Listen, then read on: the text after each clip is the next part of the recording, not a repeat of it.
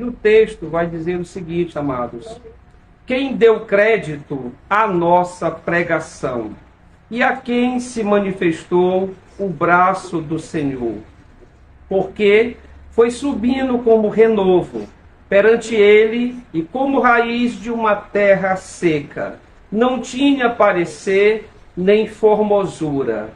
E, olhando nós para ele, nenhuma beleza víamos para que o desejássemos.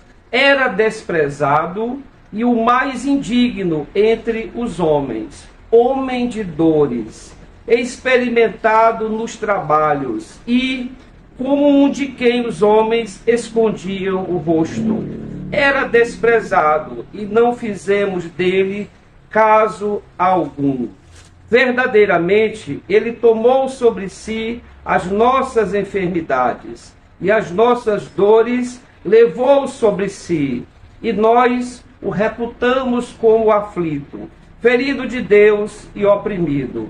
Mas ele foi ferido pelas nossas transgressões e moído pelas nossas iniquidades. O castigo que nos traz a paz estava sobre ele, e pelas suas pisaduras fomos sarados. Todos nós andamos desgarrados como ovelhas, cada um se desviava pelo seu caminho, mas o Senhor fez cair sobre ele a iniquidade de nós todos. Ele foi oprimido, mas não abriu a boca. Como um cordeiro foi levado ao matadouro, e como a ovelha muda perante os seus tosquiadores, ele não abriu a boca. Da opressão e do juízo foi tirado, e quem contará o tempo da sua vida? Porquanto foi cortado da terra dos viventes, e pela transgressão do meu povo foi ele atingido. E puseram a sua sepultura com os ímpios, e com o rico na sua morte, porquanto nunca fez injustiça, nem houve engano na sua boca. Todavia, ao Senhor agradou o moê-lo, fazendo-o enfermar, quando a sua alma se puser por expiação do pecado. Verá a sua posteridade, prolongará os dias, e o bom prazer do Senhor prosperará na sua mão. O trabalho da sua alma ele verá e ficará satisfeito. Com seu conhecimento, o meu servo, o justo, justificará a muitos, porque as iniquidades deles levará sobre si. Pelo que lhe darei a parte de muitos, e com os poderosos repartirá ele o despojo. Porquanto derramou a sua alma na morte, e foi contado com os transgressores. Mas ele levou sobre si o pecado de muitos, e pelos transgressores intercedeu. Palavra do Senhor, graças a Deus. Podeis assentar, meus amados. Meus irmãos, mais uma vez estamos aqui na segunda-feira, né? O nosso culto doméstico, aonde por diversas vezes irmãos, vizinhos e até pessoas mais distantes têm se deslocado até aqui, e essa adoração, esse culto já vem ocorrendo há alguns anos. Essa mesma hora estamos aqui para adorar e aprender a respeito da Escritura Sagrada. E nós, apesar de um dia muito intenso de trabalho, um dia muito intenso, onde nós praticamente, um dia foi nos tomado para assistência à saúde de muitas pessoas, mas nos colocando de joelhos, ali ao lado daquela sala de atendimento médico, nos colocamos de joelhos, e ali nós pedimos, né, uma palavra. Sempre estamos pedindo uma palavra da parte do Espírito Santo. E tenho dito para os irmãos que não é o pregador que tem a palavra. Deus não tem compromisso com a palavra do pregador. Deus tem compromisso com a sua palavra. Então, é consciente disso que nós estamos aqui nas mãos e na dependência do Espírito Santo. E aprove ao Espírito Santo nos trazer uma palavra dentro dos escritos do profeta Isaías. E esse texto, um texto muito conhecido por toda a cristandade, esse texto que está no capítulo 53 do livro de Isaías. Relembrando aqui para os irmãos, esse texto foi escrito há cerca de 700 anos antes da vinda do Messias. Então, esse capítulo ele é conhecido como o capítulo do Messias sofredor. 700 anos, Elton Júnior, Isaías já viu, já contemplou de forma antecipada, ele contemplou a vinda do Messias. Então, o profeta messiânico Isaías viu 700 anos estes acontecimentos e profetizou ao povo de Israel a vinda do Messias. Esse mesmo Messias que até hoje é rejeitado pelo povo judeu. Até hoje, Marielle, o povo judeu não aceitou o nosso Redentor, não aceitou e não aceita o nosso Salvador. Até hoje, Jesus é rejeitado pelo seu povo, o povo do qual ele é raiz, né? Ele é da geração dos hebreus, geração de Davi. Então, até hoje, Jesus é rejeitado, porque aquele povo imaginava que Jesus viria com os seus exércitos para libertar o povo judeu do jugo do Império Romano. No entanto, Jesus entrou em Jerusalém montado em cima de um jumentinho, em cima de um jumento. Jesus não entrou na cidade de Jerusalém naquele domingo que antecedia aquela semana da Páscoa, quando Jesus seria preso, quando Jesus iria passar por um falso julgamento, com falsas testemunhas. Jesus entrou naquela cidade montado num jumento, e eles não aceitavam que esse Messias, esse libertador, fosse um homem tão simples. Não entenderam que Jesus veio no primeiro momento para libertar o seu povo da escravidão do pecado e não do jugo do Império Romano. Porque na segunda vinda, aí sim, Jesus não virá mais como o Cordeiro de Deus. Quando João o Batista estava batizando no Rio Jordão, que viu Jesus passar ao longe, com aquela multidão que sempre o acompanhava, João Batista apontou para Jesus e disse: eis o Cordeiro de Deus, aquele que tira o pecado do mundo. Então Jesus, ele veio na sua primeira vinda como cordeiro para ser sacrificado, para que pudesse expiar os nossos pecados e nos salvar da condenação, da morte eterna. Então, é esse Jesus que o profeta Isaías vai ver 700 anos antes, ele vai contemplar aquele momento na cruz. E é exatamente esse capítulo onde Isaías vai narrar os acontecimentos, vai narrar a visão dele, assistindo. É como se Isaías, Márcia, tivesse ali com um caderno de anotações e com a sua caneta,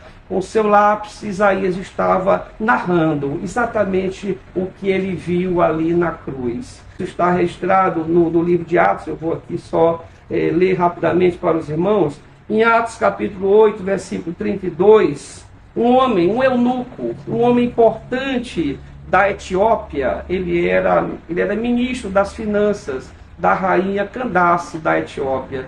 Esse homem estava viajando num carro. O Espírito Santo ordenou que Filipe entrasse naquele carro. E quando Filipe entrou naquele carro, aquele homem estava lendo exatamente a passagem que estava nos escritos do livro do profeta Isaías.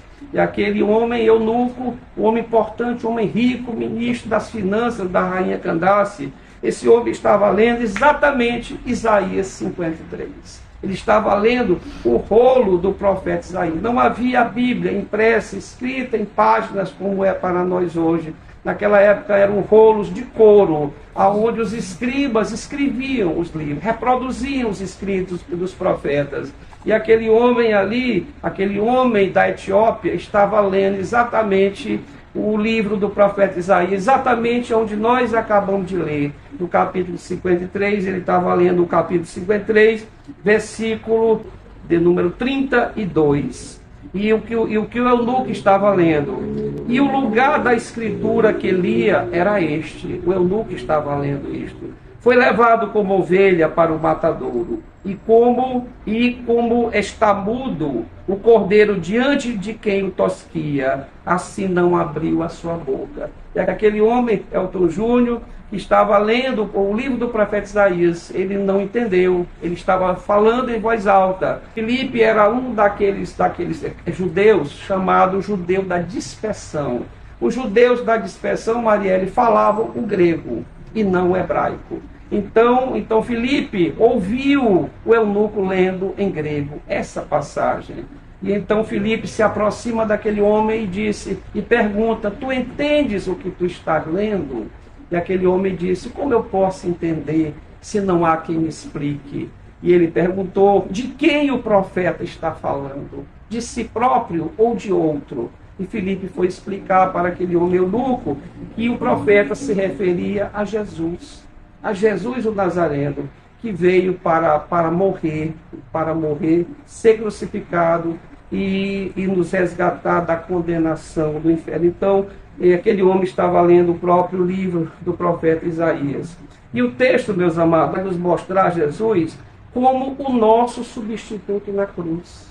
Então, Isaías ele vai contemplar exatamente a figura do Cristo, a figura do Filho de Deus, que desceu da sua glória.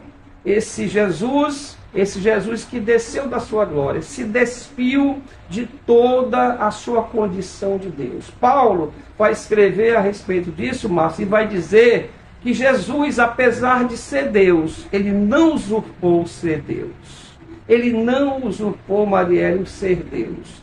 E ele se despiu de toda a sua glória e veio ao mundo. Porque estava escrito que todos pecaram, todos nós. Paulo, escrevendo aos Romanos, vai dizer que todos pecaram e destituídos fomos da glória de Deus. E o mesmo Paulo vai escrever aos Romanos dizendo que da mesma forma como o pecado entrou no mundo por um homem, teria que ser derrotado por um homem. E quando Jesus morreu naquela cruz, ele destruiu o pecado. Ele destruiu a morte. Então Jesus, ele é o nosso substituto na cruz. Éramos nós que deveríamos estar, cada um de nós, é que deveríamos estar naquela cruz, padecendo e pagando pelos nossos pecados. No entanto, Jesus vai assumir o nosso lugar, porque ele é o Cordeiro de Deus. O Cordeiro de Deus que tiraria o pecado do mundo e nos daria a condição de sermos salvos. Então nós podemos ver, amados, no versículo 4 do capítulo 53, Jesus levou as nossas enfermidades. Vou ler aqui o versículo 4 para os irmãos. O versículo 4 vai dizer: verdadeiramente ele tomou sobre si as nossas enfermidades e as nossas dores levou sobre si. E nós o reputamos por aflito, ferido de Deus e oprimido. Então, Jesus levou as nossas enfermidades. Todos os nossos pecados foram derramados e descarregados sobre Jesus. Inclusive, isso é uma doutrina estudada na escatologia, que é a doutrina da imputação. Quando nós aceitamos a Jesus como nosso Salvador, nós imputamos em Cristo os nossos pecados. Nós lançamos sobre Jesus os nossos pecados. E Jesus recebeu na cruz toda a carga, toda a violência dos nossos pecados, desde o primeiro homem, Adão, até o último homem que viverá o tempo da graça. Jesus ali recebeu todo o derramar da ira de Deus. Quando Jesus estava naquela cruz, Deus não viu Jesus na cruz. Ali Deus estava vendo, o pastor J. Abreu estava vendo o Senhor. Ali estava vendo a Marielle. Ali estava vendo o irmão Marquinhos, estava vendo o Nelton Júnior. Ele não estava vendo o seu filho. Ele estava vendo nós ali na cruz. E a justiça de Deus teria que ser cumprida. E a justiça de Deus, ela exige que o pecador seja punido. A lei de Deus exige que o pecador seja punido. Mas nós não teríamos como pagar essa dívida que nós tínhamos com o Pai. Foi preciso o sacrifício já representado no Antigo Testamento. No Antigo Testamento, cordeiros, animais, ovelhas eram sacrificadas para a remissão de pecados. E ali no Antigo Testamento, Márcia, na Antiga Aliança, já apontava para o verdadeiro cordeiro. O profeta Isaías e outros profetas apontam nos seus escritos exatamente para o verdadeiro cordeiro substitutivo. E também, nós vamos ver, meus irmãos, que ele foi ferido por nossas transgressões. Capítulo 53, versículo 5. A palavra vai dizer: mas ele foi ferido pelas nossas transgressões e moído pelas nossas iniquidades. O castigo que nos traz a paz estava sobre ele, e pelas suas pisaduras fomos sarados. Meus amados, por mais que nós tentemos explicar o que aconteceu na cruz, nós não teríamos palavras ou expressões para mostrar para todos que nos ouvem o que ocorreu naquela cruz. Então, o castigo que nos traz a paz estava sobre ele. Jesus, eu sempre digo, amados irmãos, que Jesus, o diferencial de Jesus na cruz, outros homens, irmãos, foram crucificados. Naquela época, a morte de cruz não foi algo que foi feito apenas, atribuído apenas a Jesus. Outros homens também foram crucificados. Eu sempre digo que o que foi a violência contra Jesus não foram aqueles pregos nos seus pés, não foram aqueles pregos nas suas mãos. Não foi apenas isso, porque outras pessoas morreram da mesma forma no madeiro. Muitos condenados eram condenados ao madeiro. Por isso a palavra vai dizer no Antigo Testamento: maldito aquele que for colocado no madeiro. Jesus se fez maldição em nosso lugar. Então o que realmente a violência, o que impactou Jesus naquela cruz, foi que Jesus recebeu todos os pecados da humanidade. Todos os pecados da humanidade foram descarregados no Filho de Deus. E aquilo é que fez com que Jesus dissesse naquele momento: Pai, por que me desamparaste? Jesus que se sentiu naquele momento desamparado pelo Pai, mas ao mesmo tempo Jesus tinha o pleno conhecimento da necessidade de que ele passasse por tudo aquilo. Até porque aquele momento já havia sido determinado na eternidade. Quando nós abrimos o mesmo livro do profeta Isaías, no capítulo 6, Márcia, nós vamos ver no capítulo 6 uma reunião, Isaías que descrevendo algo, não mais no futuro, mas no passado. Ali Isaías, ele está relatando no capítulo 6, uma reunião no céu, uma reunião que ocorreu na eternidade. E naquela reunião entre Deus o Pai, Deus o Filho e Deus o Espírito Santo, Isaías teve uma visão pretérita, uma visão antiga, uma visão na eternidade. E naquela reunião o Pai pergunta: quem irá por nós? Quem irá por nós? Naquele momento, irmão pastor J. Abreu, Jesus ele levanta a mão. Eu já vi muitos pregadores atribuírem esse levantar a mão a Isaías. Não, amados. Ali foi uma reunião na eternidade. Apenas Isaías contemplou, viu de forma pretérita aquela cena na eternidade. E Jesus, quando o Pai disse: a quem enviaremos? Quem irá por nós? Jesus levantou a sua mão naquela reunião mais do que especial. E Jesus disse: eis-me aqui, envia-me a mim. Então, naquele momento, pastor J. Abreu, Jesus estava se predispondo a entregar-se, a despir-se de todo o seu poder de Deus, porque Jesus também é Deus. Quando Filipe disse: Jesus, importa para nós que nos mostre o Pai. Naquele momento Jesus disse: Filipe, tu tens estado comigo todos esses anos, Filipe, e tu dizes: mostra-nos o Pai. Filipe, eu e o Pai somos um. Quem vê ao Pai, vê a mim. Então Jesus é o próprio Deus. E ele, naquela reunião, decidiu que milhões de anos após, ele desceria à terra. Então, a nossa salvação, irmãos, Elton Júnior, foi decidida na eternidade. A nossa salvação, tá? O sacrifício de Jesus na cruz foi determinado na eternidade. Lá já estava tudo estabelecido, já estava tudo determinado. Então, o castigo que nos traz a paz estava sobre ele. Mas a palavra vai dizer também, em 1 Pedro 2,24, ele levou o nosso pecado. Jesus levou o nosso pecado. Então eu lerei para os irmãos, 1 Pedro 1,24. E a palavra, irmãos, vai dizer, levando ele, Jesus, levando ele mesmo em seu corpo os nossos pecados sobre o madeiro, para que, mortos para os pecados, pudéssemos viver para a justiça, e pelas suas feridas fomos sarados. Irmãos, aqui Pedro vai falar de algo muito importante para o nosso entendimento. Quando nós imputamos os nossos pecados em Jesus, naquela cruz, ali é a doutrina da imputação. Nós imputamos todos os nossos pecados em Jesus. Mas é necessário que algo venha de Jesus para nós, para que nós possamos ter o direito de adentrar o céu.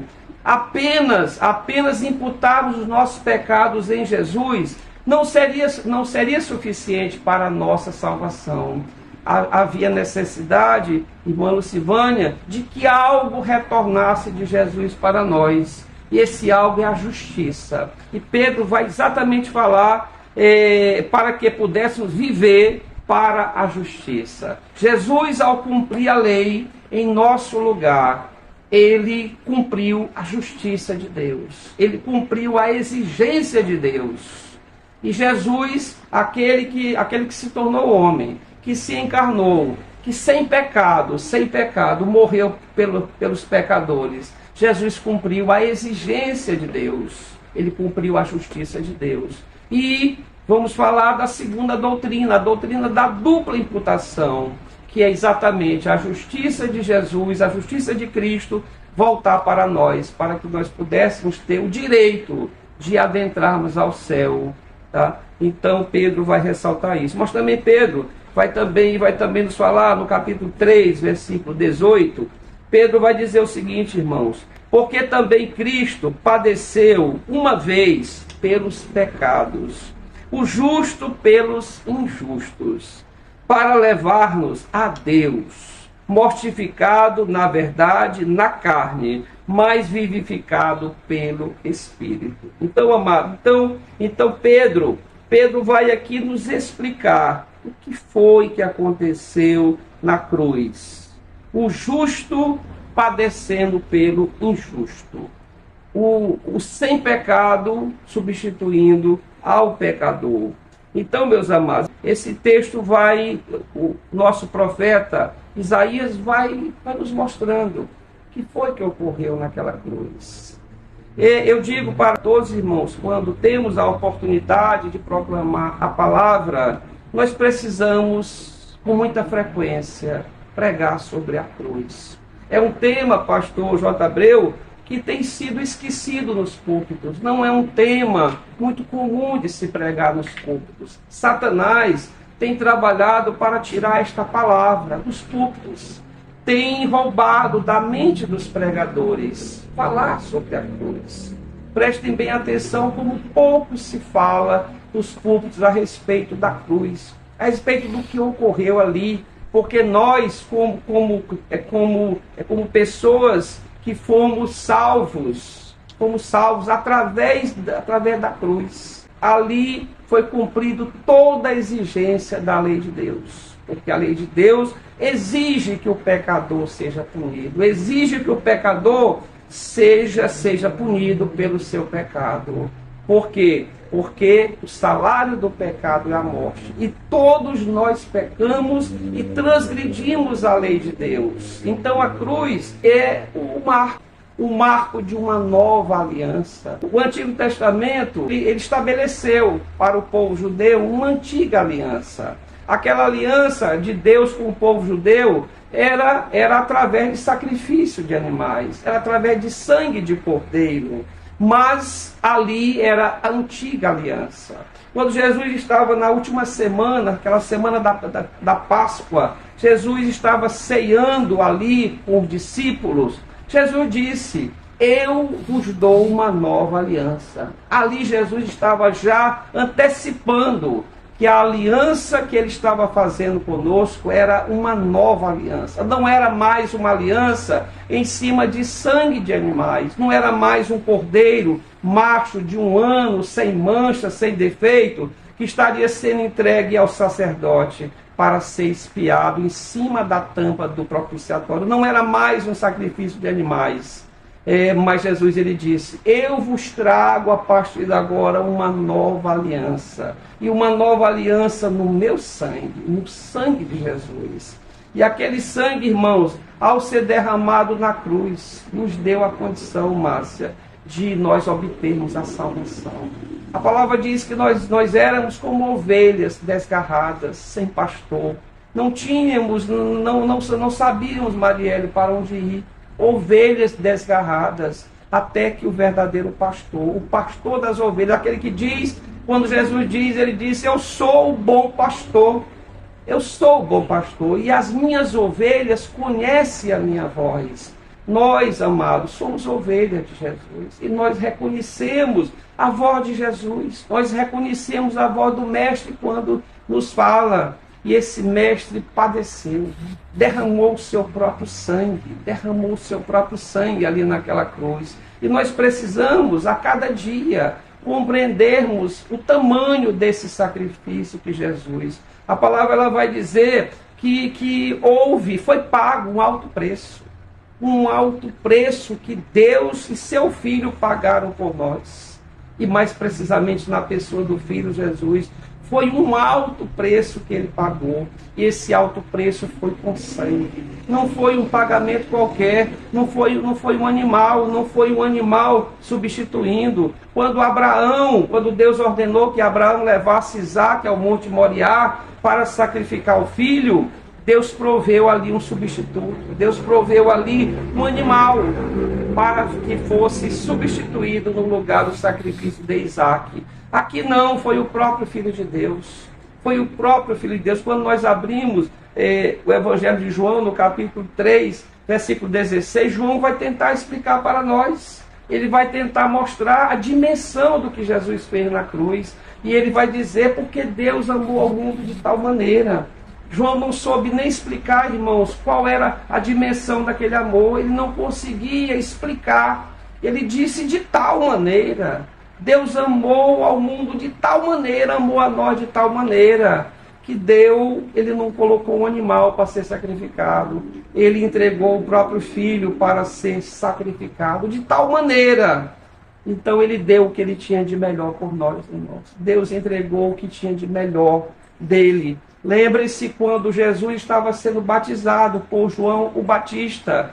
O céu se abriu e uma voz do céu disse: eis o meu filho amado, no qual me comprazo. Então Deus se compraz na pessoa de Cristo. Deus se compraz na pessoa de Jesus. Então ele é o amado de Deus. Ele é o amado de Deus. Não há coisa mais que ofenda a santidade de Deus quando nós não reconhecemos a Jesus Cristo. Eu ontem estava falando com uma pessoa testemunha de Jeová. Estava falando, Márcia, para esta pessoa do perigo que é a doutrina das testemunhas de Jeová. As testemunhas de Jeová, irmão pastor J. Abreu, eles não acreditam que Jesus é Deus.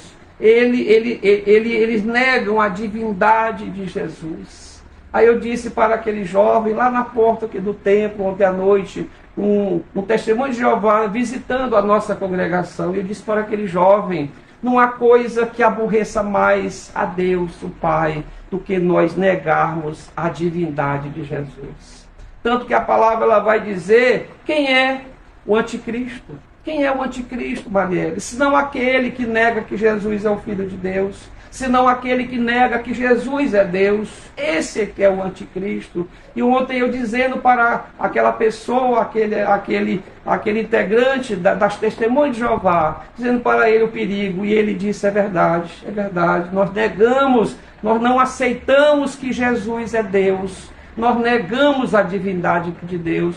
E eu disse: meu amado, busque as Escrituras, busque a orientação do Espírito Santo, porque todo aquele que negar a divindade de Jesus, todo aquele que negar que Jesus, ele é Deus também, tá? Irá perder a sua salvação. Então, meus amados, esse texto vai nos mostrar a dimensão do sacrifício, a dimensão que Jesus ele sofreu, tudo que ele recebeu naquela cruz. Isaías, ele tenta aqui descrever de alguma forma para nós, mas é uma forma apenas resumida do que foi tudo aquilo na cruz. E muitas vezes, irmãos, temos rejeitado esse Jesus.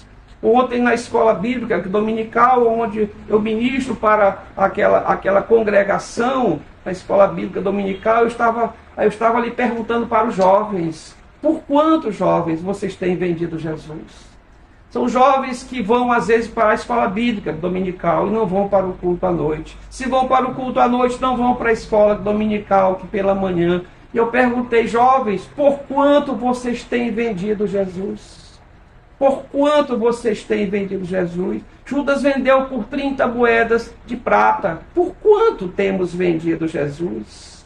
Uma partida de futebol, um programa na televisão, um passeio para um sítio tem nos tirado da adoração ao nosso Deus.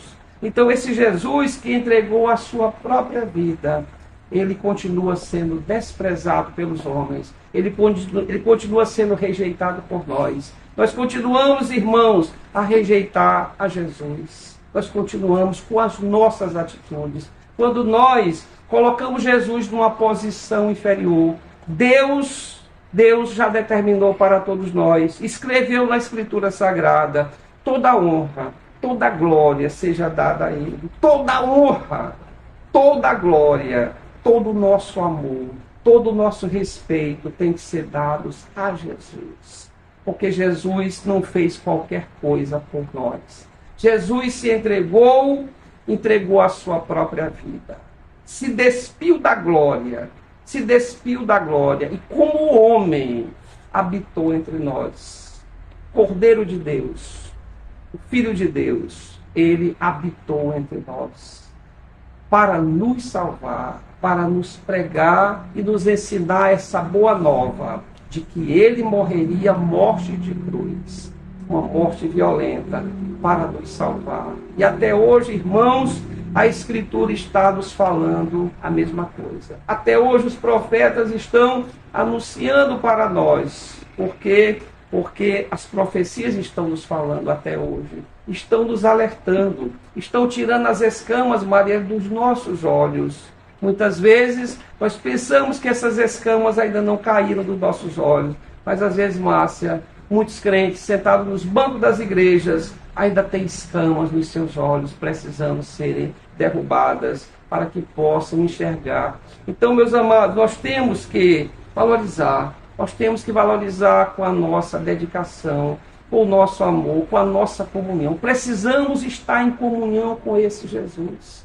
Nós precisamos estar em comunhão com esse Jesus. Nós precisamos servir a esse Jesus. Meus irmãos, nós fomos resgatados da condenação da morte. Havia uma dívida sobre nós, uma dívida de condenação. Estávamos condenados e por causa de Jesus nós obtemos a nossa salvação. Mas nós precisamos proclamar essa boa nova para as pessoas. Irmãos, nós crentes, nós já salvos por Jesus, temos nos esforçado muito pouco no reino de Deus. Nós temos trabalhado, Marielle, muito pouco para o reino de Deus. Temos dedicado pouquíssimo tempo das nossas vidas, irmão Marquinhos, para servir a esse Jesus.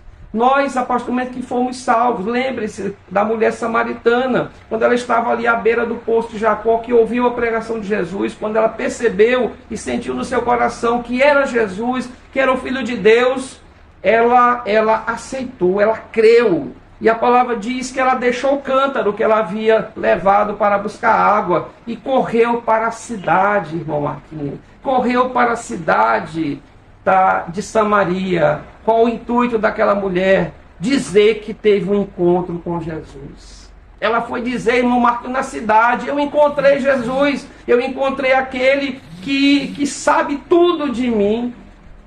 Eu encontrei Jesus, que sabe tudo de mim.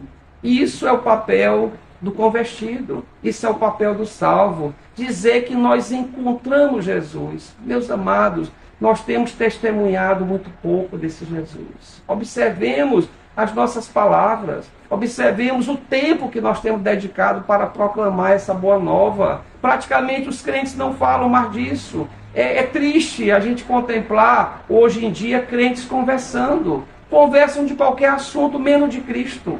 Conversam com o ímpio de qualquer assunto, até de futebol, até de política, mas não falam a respeito do que Jesus fez na cruz. Então, meus amados, nós precisamos anunciar, nós precisamos proclamar a importância da cruz, porque ali foi um marco. Nós todos estávamos indo para a morte eterna, para a condenação eterna. Foi a cruz de Cristo.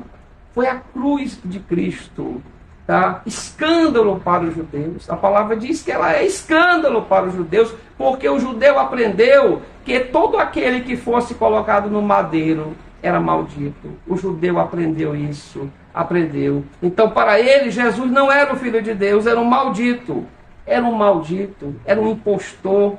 Então eles não experimentaram o valor da cruz, o valor da graça salvadora oferecida por Deus o Pai, quando entregou o seu próprio Filho. Então, meus amados, nós precisamos nos conscientizar disso, nós precisamos viver esse Evangelho, nós precisamos viver essa Escritura. Não temos vivido, nós não temos nos alegrado com estas boas novas, com essa boa notícia. E porque não nos alegramos com ela, não temos proclamado, Márcia, essa boa notícia. Não temos proclamado, temos falado pouco do que foi a cruz para nós, do que representou para nós a cruz, a redenção, a nossa salvação, a nossa possibilidade de um dia ir morar no céu. Sermos co-herdeiro com Cristo. A palavra nos diz co-herdeiro. Co-herdeiro, olha onde Deus o Pai nos coloca como co-herdeiro de Cristo. Co-herdeiro com Cristo.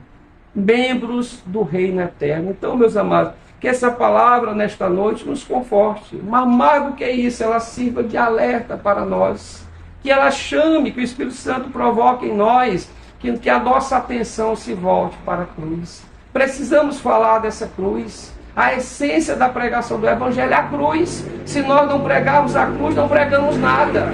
A essência do Evangelho, a boa nova é que Jesus morreu na cruz pelo pecador. Essa, Marielle, é que é a boa nova, a boa notícia. O Evangelho é a boa nova. Se nós não pregarmos a cruz de Cristo, nós não estamos pregando nada. Estamos o que? Nos desviando do alvo principal. E a palavra diz que quando nós nos desviamos do mal, nós pecamos. Então nós precisamos falar. Satanás tem apagado das nossas mentes a cruz. Tem apagado, tem roubado essa pregação. Tem roubado. Da mesma forma, quando Jesus conta aquela parábola, que o semeador lançou a semente à beira do caminho. A semente à beira do caminho, o pastor J. Abreu, ela não prosperou, ela não germinou, porque as aves, porque Satanás a roubou. Ele a roubou. Da mesma forma, irmão Marquinho, Satanás tem roubado a mensagem da cruz. Satanás tem roubado da mente dos pregadores. Satanás tem roubado da mente dos crentes. Satanás tem roubado dos púlpitos das igrejas a mensagem da cruz. Pouco se tem falado na cruz, como se fosse algo insignificante, sem nenhum valor para nós. Irmãos, que nós voltemos ao conceito da igreja primitiva.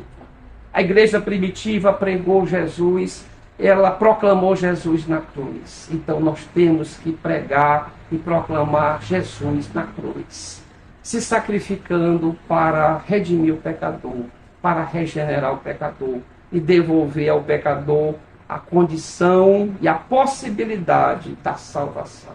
Que esta palavra nos enriqueça nesta noite e que essa palavra nos fortaleça tremendamente e nos traga a luz do Espírito Santo, pela unção do Espírito Santo, a necessidade que nós devemos ter de falar desse Cristo que padeceu, desse Cristo que sofreu dores, um homem de dores, um homem que sofreu muitas dores na cruz. Nós precisamos voltar a esse evangelho. Nós precisamos voltar a essa sã doutrina. A igreja tem se afastado da sã doutrina. E o resultado é a cristandade que está aí espalhada pelos bancos das congregações. Crentes frios, crentes sem a unção, crentes que não têm o azeite de reserva. Lembre-se da passagem das 10 virgens. 5 tinham azeite nas suas lamparinas. 5 não tinham. Só que a palavra Jesus vai destacar naquela parábola que as 5 que possuíam o óleo, elas tinham óleo de reserva. Será que nós, irmãos, temos tido óleo de reserva da parte do Espírito Santo? Será que nós temos ao menos óleo nas nossas lamparinas? Porque Jesus disse que aquelas 5 prudentes tinham azeite, mas tinham em reserva. Temos tido essa reserva da parte do Espírito Santo? Temos buscado da parte do Espírito Santo? Temos recebido do Espírito Santo esta unção dobrada, essa unção com reserva? Irmãos, que essas perguntas nos incomodem nesta noite. Que essas perguntas nos incomodem durante toda essa semana. Porque a palavra de Deus, ela é confrontadora. Ela nos confronta. Ela nos sacode para que nós possamos abrir os nossos olhos. Que o Espírito Santo nos guarde, nos proteja, nos fortaleça e nos faça refletir, meditar durante toda essa semana o que Jesus fez na cruz, o que Ele fez por nós, para que, entendendo essa mensagem da cruz, nós possamos proclamá-la aonde quer que nós estejamos. Lembremos-nos, para encerrar, do que Paulo ensinou ao seu discípulo Timóteo. Ele diz: Timóteo, prega a palavra, Timóteo, insta, redague, prega em tempo e fora de tempo. Irmãos, nós precisamos pregar a palavra. Ouçamos a advertência e o conselho de Paulo a Timóteo. O conselho para Timóteo é para nós, é para a igreja da atualidade. Preguemos a palavra. Essa é a ordem de Deus através do seu apóstolo Paulo. Que o Senhor nos abençoe. Eu agradeço a Deus o Pai, eu agradeço ao Deus Jesus, eu agradeço ao Deus o Espírito Santo por essa riquíssima oportunidade que nos deu nessa noite. Glória a Deus. Amém. Glória a Jesus e glória ao Espírito Santo. Amém.